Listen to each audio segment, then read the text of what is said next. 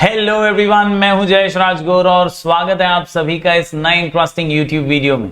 दोस्तों, हम पढ़ रहे हैं क्लास 12 का एसपी यानी सेक्रेटरी प्रैक्टिस और ये है चैप्टर नंबर 10 डिविडेंड इंटरेस्ट का लेक्चर नंबर 2। जी हां दोस्तों, पिछले वीडियो के अंदर हमने जाना डिविडेंड क्या होता है, उसके फीचर्स क्या होते हैं। आज की इस वीडियो में हम कुछ कायदे कानून की बातें करने वाले हैं। जी हां दोस्तों, legal provisions regarding dividend, dividend को डिक्लेयर करने से रिलेटेड, डिविडेंड को पे करने से रिलेटेड, डिविडेंड के सोर्सेस से रिलेटेड, हर चीज में कायदा कानून बहुत जरूरी है। लीगल प्रोविजंस को फॉलो करना बहुत जरूरी है और उन्हीं के बारे में आज की इस वीडियो में बात करने वाले हैं। तो दोस्तों, अगर आप इस चैनल पर नए हैं तो जरूर जरूर जरूर सब्सक्राइब बटन दबा दीजिए, बेल आइकन दबाइए, क्योंकि यहां आपको लगातार ऐसे ही इंफॉर्मेटिव वीडियोस मिलते रहेंगे। आप नए हो तो प्लेलिस्ट सेक्शन में जरूर जाइएगा, वहां पर आपको चैप्टर वाइज प्लेलिस्ट मिल जाएगी। इकोनॉमिक्स, ओसीएम, आईटी, एसपी के भी चैप्टर वाइज वीडियोस आपको मिलते रहेंगे। टेलीग्राम चैनल से जरूर जुड़ जाइए, वहां पर आपको नोट्स वगैरह जो हैं बहुत सारे बल्क में पीडीएफ्स मिल जाएंगे। तो आप जरूर जरूर जरूर चैनल पर अपना प्यार बरकरार रखिए। चलिए आज की इस वीडियो को शुरू करते हैं डिविडेंड एंड इंटरेस्ट से रिलेटेड लेक्चर नंबर 2।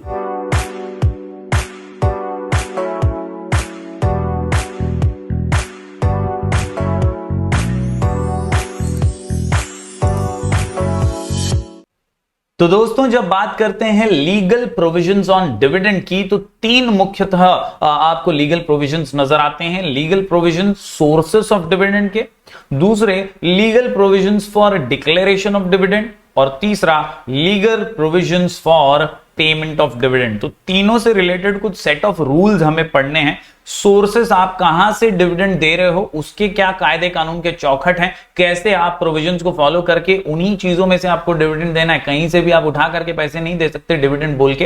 तो ये सोर्सेस से रिलेटेड लीगल रूल्स हैं। इसके अलावा legal provisions for declaration of dividend, board meeting के अंदर बोर्ड ऑफ डायरेक्टर्स से सलाह मशवरा करके, शेयर होल्डर्स की मीटिंग लेकर के, ये प्रोविजंस के अंदर बातें हैं डिक्लेयर करने से रिलेटेड। और पेमेंट से रिलेटेड कि भैया पेमेंट कैसे होगा, कब होगा, कौन देगा, ये सारी बातें जो है प्रोविजंस के अंदर आती हैं पेमेंट से रिलेटेड। चलिए एक एक करके बारीकी से हर पॉइंट को, हर लीगल प्रोविजन को समझ लेते हैं आज के इस वीडियो में। दोस्तों, सबसे पहले अगर मैं बात करूं legal provisions on sources of dividend की, तो भैया एक बात तो तय है कि भैया प्रॉफिट से डिविडेंड दिया जाएगा।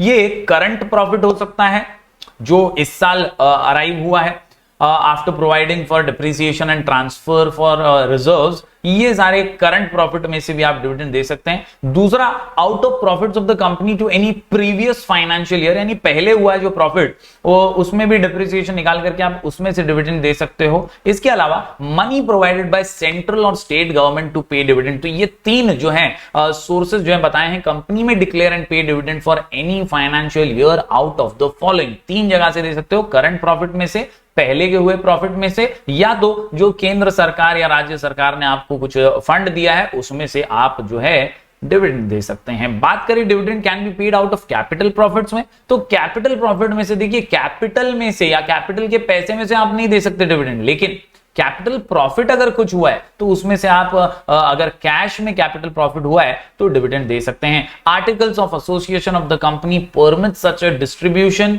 जरूरी है कि आर्टिकल्स में ऐसा लिखा हुआ हो, मेंशन किया हुआ हो। It remains as profits after revaluation of all assets and liabilities, तो एक एसेट्स और लायबिलिटी के रिवैल्यूएशन के बाद का प्रॉफिट ये रह सकता है। इसके अलावा dividend can not be paid out of capital, ठोक बजा के अंडरलाइन करके लाइन को दिमाग में फिट कर लीजिएगा कि भैया कैपिटल में से आप डायरेक्टली पे नहीं करने वाले। Dividend can be paid out of free reserves of the company, यानी जो फ्री रिजर्व्स हैं उसमें से पे किया जा सकता है। तो ये कुछ बातें दोस्तों legal provisions on sources of dividend की। बात करें दोस्तों अब डिक्लेरेशन से जुड़ी हुई, तो यहां पर सबसे पहला इंपॉर्टेंट प्रोविजन ये कि भाई बोर्ड मीटिंग तो होनी चाहिए।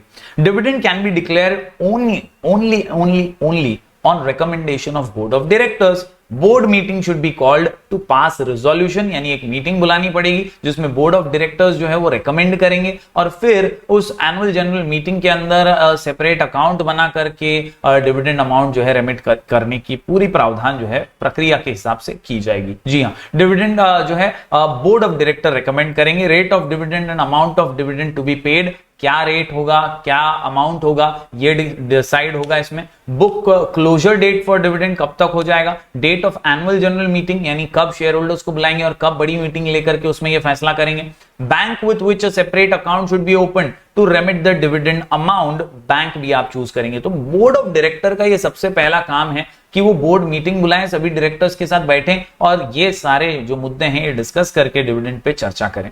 बात करें शेयर होल्डर्स के अप्रूवल की, तो ये होता है दोस्तों एनुअल जनरल मीटिंग के अंदर, जहां पे बोर्ड ऑफ डायरेक्टर का लिया जाता है रिकमेंडेशन और उसके ऊपर चर्चा करके सभी की सहमति के साथ रेजोल्यूशन पास किया जाता है। Dividend is approved by share holders by passing an ordinary resolution at the AGM. साथ ही साथ share holders can declare at lower rate of dividend than what is recommended. वो शेयर होल्डर्स के ऊपर है क्या डिस्कस करते हैं, वो उनको सही लग रहा है बोर्ड ऑफ डायरेक्टर्स का रिकमेंडेशन तो उसी रेट पर दे सकते हैं। अगर ऐसा लगता है नहीं यार कम थोड़ा करना चाहिए, बोर्ड ऑफ डायरेक्टर ज्यादा पटेली कर रहे हैं, तो यहां पर रेट जो है कम भी कर सकते हैं, लोअर रेट पर भी दे सकते हैं, but not higher than that, उससे ज्यादा नहीं दे सकते।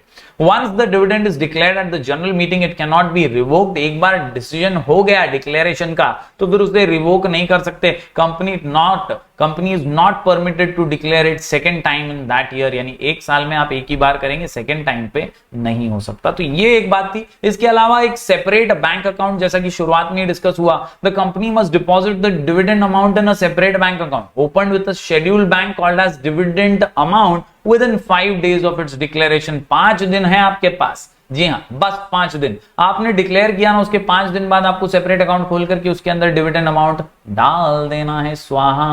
बात करें प्रोहिबिशन टू पे डिविडेंड की, तो a company which has failed to repay deposit or any interest on deposit cannot declare any dividend on its equity share. तो जो कंपनी ठागा ठैया हो चुकी है, जी हाँ, जो रीपे नहीं कर पाई डिपॉजिट इक्विटी शेयर होल्डर को जिसने नुकसान पहुंचाया, वो डिविडेंड की पटेली तो नहीं कर सकती। No dividend can be declared if company has defaulted on redemption of debentures में। अगर आप डिफॉल्ट हो गए हैं तो वो आप भी डिविडेंड नहीं दे सकते। इंटरेस्ट नहीं दे पाए हैं तो आप नहीं दे सकते dividend. Redemption of preference shares नहीं कर पाए तो आप नहीं दे सकते dividend. Payment of interest to financial institution तो भी आप डिविडेंड नहीं दे सकते। तो ये प्रोहिबिशन है आपके लिए, अगर आपने रूल्स रेगुलेशन को फॉलो नहीं किया है तो आप डिविडेंड नहीं दे सकते। ये कुछ बातें थी दोस्तों डिक्लेरेशन से related.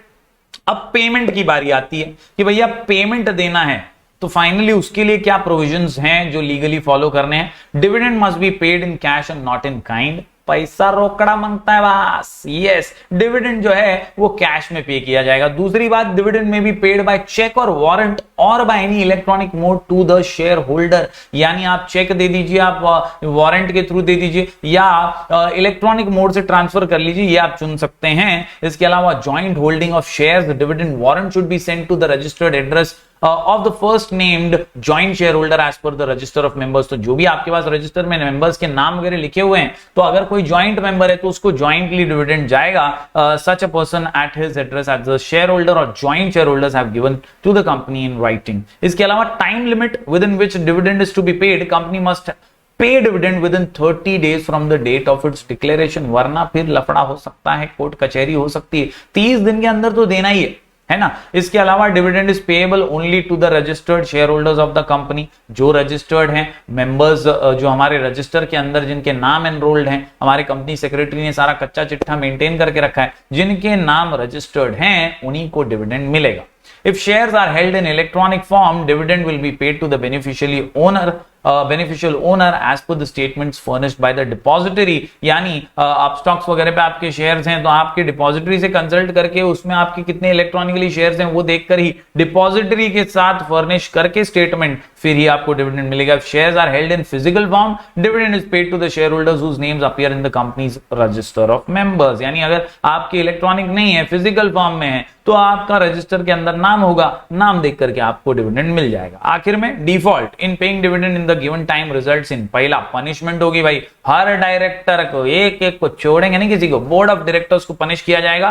Company will be liable to pay simple interest at the rate of 12% per annum during the period when the default continues. यानी 12.5 या 12% का जो है इंटरेस्ट चार्ज किया जाएगा डिविडेंड अगर नहीं दिया तो। उम्मीद करता हूं दोस्तों ये सारे लीगल प्रोविजंस आज आप समझ पाए होंगे, सोर्सेस से रिलेटेड, डिक्लेरेशन से रिलेटेड और पेमेंट से रिलेटेड डिविडेंड की। उम्मीद करता करता हूं ये वीडियो आपको पसंद आया होगा। अगर यहां तक देखा है तो जरूर लाइक कीजिए, शेयर कीजिए ज्यादा से ज्यादा स्टूडेंट्स तक, और चैनल पर अपना प्यार बरकरार रखिए, सब्सक्राइब कीजिए, बेल आइकन दबाइए। हम ऐसे ही वीडियोस लगातार आपके लिए लेकर आते रहेंगे। मिलेंगे फिर एक बार कुछ और नए वीडियोस के साथ, तब तक के लिए do like, share and subscribe.